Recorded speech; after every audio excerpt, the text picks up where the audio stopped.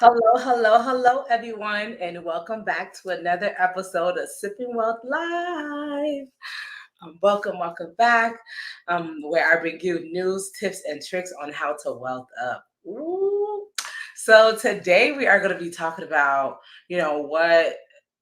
how much money you're going to need for retirement, how to calculate it, how to go about figuring out, hey, how much money you're going to need at retirement so that we're planning ahead of time and not waiting and being like, oh my gosh, I'm screwed, and trying to play catch up in the future.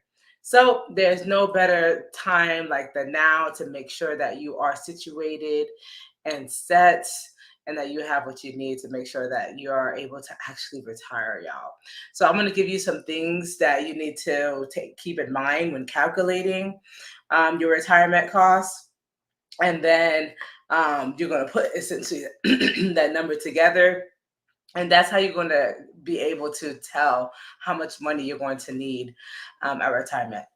Oh, excuse me, y'all. Oh, he's trying to help me. Gotta stay hydrated. Per usual, if you have any questions, comments, if you just want to say hey to your girl, be sure to drop a comment in the comment section. Also, be sure to hit the share button, subscribe button on the YouTube channel, so that I can continue providing valuable content and make sure that this is actually beneficial to you all. I want to make sure this is actually helping. All right, y'all. So I'm gonna go ahead and hop into it. Let's get into it. Hope everyone's having an amazing Tuesday. All righty, y'all. Okay. All right. So the first thing that we want to keep in mind when going about calculating how much money we're going to need at retirement is going to be estimating our annual retirement expenses. So we're going to take into account our current living expenses, and when doing that, we're going to start by calculating um, our living expenses, like our housing costs, utilities, food, transportation, insurance, entertainment, personal expenses, all that good stuff. All right, so we're gonna essentially calculate that, our current living expenses, and then we're gonna adjust for retirement lifestyle. So I want you to keep in mind or take into account, what kind of life, am I going to be, or do I want to live at retirement? All right, what are going to be some added expenses, added things, or even things that I will remove as when I get to retirement age? So we want to adjust, like I said, to a retirement lifestyle in a sense. So when doing this, you want to consider how your living expenses might change in retirement. Like you may spend less time commuting, but more costs on healthcare or travel. All right. So taking into account those factors. And then we want to go into healthcare costs. Healthcare costs is one of the biggest costs that actually don't get accounted for. A lot of people don't think about as they age. They don't take into account, oh my gosh, my healthcare costs. I'm going to make sure I have to make sure that I I I account for these things. Hey Sam, he said you back already. Yeah, we here getting some great tips and tricks in. Thanks for coming in. We gotta make sure we set for retirement. All right. Um, yeah, so healthcare costs. Um, and do we have that HSA account? The last few lives I've talked about making sure that you have an HSA account. The tax advantages with having an HSA account is amazing. So making sure that you actually go out and obtain that account. But take into account healthcare costs, potential healthcare costs, and how it's going to increase as you age. And also take into consideration having long-term care insurance. That could be something that could be very beneficial. So look into that. Look into Medicare premiums. Look into some out-of-pocket medical expenses and costs. But all in all, making sure that we account for healthcare costs. The next is inflation, of course. So, of course, in the past few years, inflation has been higher than usual, but the common assumption with inflation is about 3%. 3%, let's go 3-4%. So we want to take into account, okay, I like going on the higher end. So if you want to take into account inflation at a 4%, then you want to account for those expenses that you're going to have and then increase it. Take it at the current cost, and then we're going to increase it by that 4% annual inflation rate. All right. Yes, like I said, inflation has been higher in the past few years, but we want to make sure that we are taking into account. Tara said, Tara, healthcare costs is costly and increasing yearly. Yes, absolutely. It is something that, like I said, people are not taking it into account. Healthcare costs, especially in the United States. So make sure that you have HSA accounts, y'all. HSA account. Get you an HSA account. This is money that you don't have to pay taxes on, that you can utilize for healthcare costs. All right. But yes, healthcare costs is increasing annually, and it's very high. All right. Um, the next, we are going to another thing we want to determine when we're talking about how much money we're going to need in retirement is going to be our retirement income sources. So, okay, what income sources am I going to have available once retirement hits? Am I going to be able, how much Social Security? You can go on the Social Security Administration website. You can actually create a user name and password and everything, get onto the site and see how much you would possibly get at retirement, okay? Based on the years of work that you have done and how much money you've paid into Social Security throughout those working years. All right, so that's something that you can do right now. Get onto the Social Security Administration site and use those numbers for your calculation. The next is, do you have any pension plans? Are you going to be receiving any pensions from your employer? Or any retirement accounts that you have, 401ks, IRAs, Roth IRAs. So how much money do you have already saved up in there? And then determining that is also going to allow you to say, okay, I only have $100,000 in there. Well, I need $5 million to retire. Looks like I got quite a bit of a journey to get to, right? So how much money do I have to put in? And then how much is my money earning throughout the years? All right. Darren said, okay. Okay. All right. I think I see it by this comment. All right. And then other income sources. So are you going to continue to work part-time? Do you have any annuities? Annuities are something that's great. So say a lot of older people end up like selling their bigger properties because their children go off and they're stuck in this large house that they don't really need anymore. So if that's the case, hey, you sell your property and get into a smaller one. Now you're stuck with a lump sum of money. Well, opening up an annuity can be a great thing to actually consider, because now you put this lump sum in and then you can get that lifetime guaranteed income as you age. So if it's $1,000 a month, then hey, that annuity is going to pay me $1,000 a month, or $10,000 or $20,000 a year, whatever the case may be, however you set up that annuity and however much you actually put into it. Okay. And the next thing to consider is going to be calculating the gap. So subtracting your expected annual income, that's like what I just went over, and then minusing your estimated annual expenses. Okay, so those first two things that I just went over, you're going to subtract the income, subtract the by the expenses, and then you're going to see a difference. With that difference is going to be, okay, that's how much money I'm going to need to cover.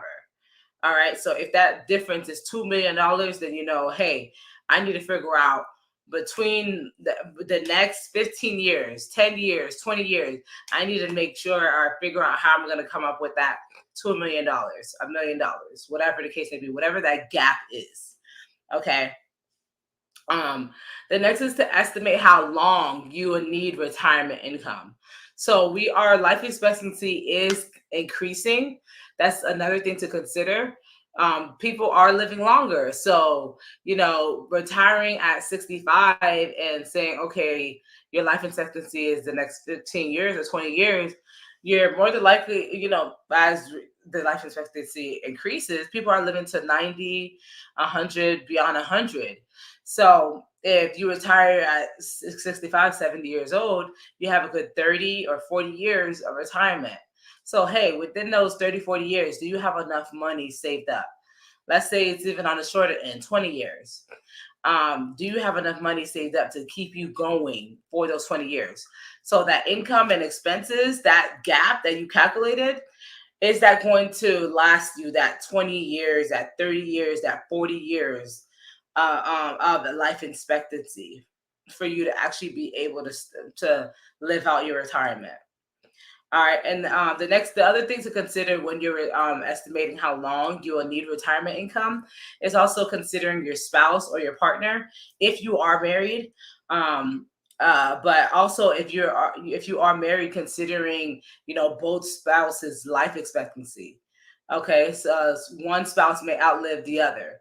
So hey, if that spouse outlived that spouse, is that spouse if spouse A outlives spouse B, is spouse A going to be able to keep up with that income gap, that loss of income, or what's going to happen? So really determining, hey, what's going to be the impact if spouse A goes before spouse B, or vice versa. All right. The next you want to do is to keep in mind when you're calculating how much money you're going to need at retirement is your savings goal. So there's a 4% rule. And the 4% rule says, a 4% rule of thumb is that, hey, we suggest that you withdraw 4% of your retirement saving each year that you're actually retired over a year period. So if you're so depending on what your bucket of income is, 4% of that is what you spend out through each year of your retirement. So that's going to allow you to actually make sure that you have enough money to cover your years of retirement. I want to make sure I'm not missing anybody's comments. Okay. All right. Yeah. So 4% rule. Without running over. So let's say it's over a 30-year time period. You have to multiply your expense gap by 25, because 4% is the inverse of 25. So, when you're doing it's a quarter, essentially, when you're doing your calculation. So 25 makes it easier to actually do the multiplication that of the 4% rule. So that's why you're using the number 25. All right. So you take 25. 25 you're going to multiply 25 by the amount that you're going to need annually. So, which, like I said, that gap. So if your gap is $40,000, if you're going to need $40,000 every year, then you know that 40,000 times 25 is $1 million. Now you know, hey, I need $1 million. Okay. And then you're going to also adjust for any personal factors. So the 4% rule is just a starting ground. And then you may need to adjust for like other personal stuff, like like investment returns, or if you plan on leaving an inheritance to your beneficiaries or your offspring or whatever. So things like that. You want to adjust for personal factors. But that 4% rule is just for just yourself, keeping in mind you for that time period. All right, and that's for a 30 year calculation. Okay. All right. So the next is to consider your tax implications. So, if it's a traditional 401k or investment account, things like that, you want to take into account, hey, when I withdraw this money, I will have a tax hit. So you don't want to say, oh, I'm going to pull out $5,000 and $5,000 is what's going to be deposited into my account. You want to take into account, hey, when I withdraw this $5,000, some of it is going to go to taxes. All right, so you want to consider tax implications on these withdrawals. Roth accounts, I did speak about Roth accounts in my previous lives, but they're wonderful because they're essentially tax-free when you're pulling it out of retirement, because that's money that's already been taxed. So that can provide like some diversification and also the ability to not have all your income taxed when it's time to pull it out at retirement. The next is to keep in mind the required minimum distribution, which as you age and get closer to your retirement age, this will be something that comes up a lot more. Oh, you know what? Oh, my bad, yeah. I just realized Uh, excuse me.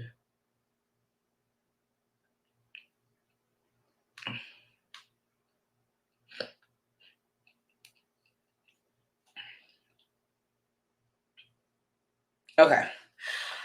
All right. So the requirement minimum distribution is something that as you age, it's something that's going to come up more and more often because it's saying, hey, it's an RMMD.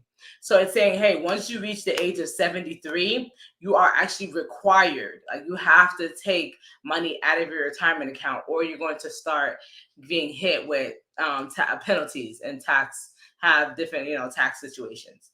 They do start penalizing you if you don't remove your money by the age of 73. Okay, and this is your RMDs, your required minimum distribution. All right. Um, so, sometimes Facebook be acting a little crazy. Okay.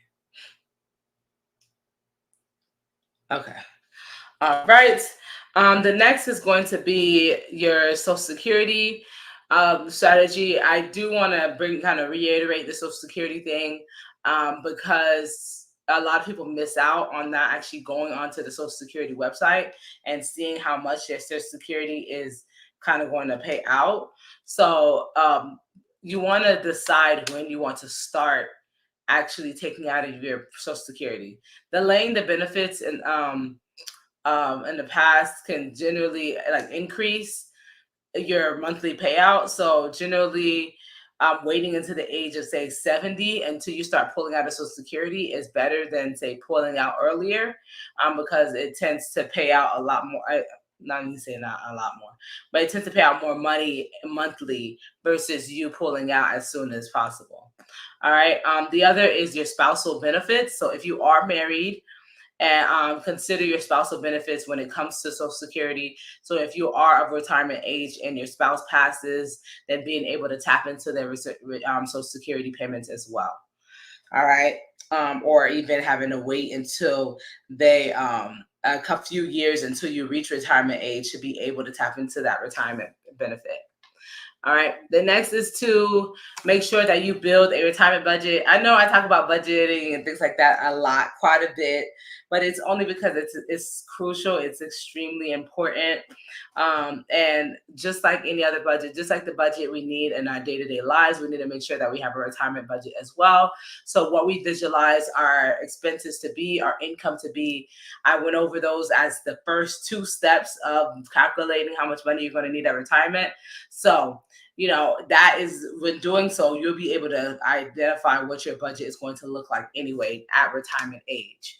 Okay. And adjust for be flexible, adjust for different things, maintaining your emergency fund, even considering part-time work, things that you'll be able to do that kind of boost, give you some additional revenue, even if it's not a huge amount. Allowing those things to kind of play a factor and say, hey, I'm gonna go ahead and tap into this part-time income source to bring in some additional funds. All right. And making sure that you're reviewing this thing. The last thing I want to leave you with is making sure that you are reviewing your retirement strategy, how much money you have put away, and so that you could also make sure that you're considering market changes, things that are as our economies start evolving and changing, making sure that our retirement plan is also doing the same. So, like I said, reviewing and adjusting your retirement strategy regularly, whether it's annually, every other year, but making sure that you do so. And also tapping in with the financial investment or investment advisor, licensed, credible, knowledgeable, and one that you trust as well. So making sure that you tap in with one to help you with actually building out this plan for your retirement. All right, y'all. So to reiterate your steps and making sure that you calculate your how much money you will need in retirement, it's going to be number one is to calculate your annual retirement expenses. The next is going to be determining your retirement sources, income sources. Oh, let me restart that. So We're calculating your how much money you're going to need at retirement. These are the things to just to make sure I'm reiterating this. It's going to be to estimate your annual retirement expenses. Then it's going to be to go ahead and determine what your retirement income sources are, whether it's Social Security, pension, retirement accounts, all that good stuff. The next is going to making sure you calculate that gap between your retirement income and your retirement expenses. What is going to be that gap? And then take into account your spouse as well, if you have one. The next is going to be estimating how long you will need retirement income for. Generally, people are living longer, like I said. So you want to take into account a 20 to 40 year retirement and year. I know the 20 is kind of phasing out. People are living well beyond the 20-year retirement. So you're looking more around 30 to 40 years. And then making sure that you're taking into account your savings goal. So after calculating that, those first four steps, you will be able to determine what's your savings goal. I did go over that 4% rule and making sure that you adjust for tax implications, Social Security strategies, and building out the right and correct and ideal retirement budget for yourself. All right, y'all. So I hope this is beneficial. And I also hope that you actually take these steps into account and making sure that you are building out your retirement so that you don't lose out on making sure that you are able to rightfully retire and and have the peace and ease of mind and being able to do so. All right, y'all. So thank you for tuning in for another episode of Sipping Wealth Live, where I bring you news, tips, and tricks on how to wealth up. And I'll see y'all next Tuesday.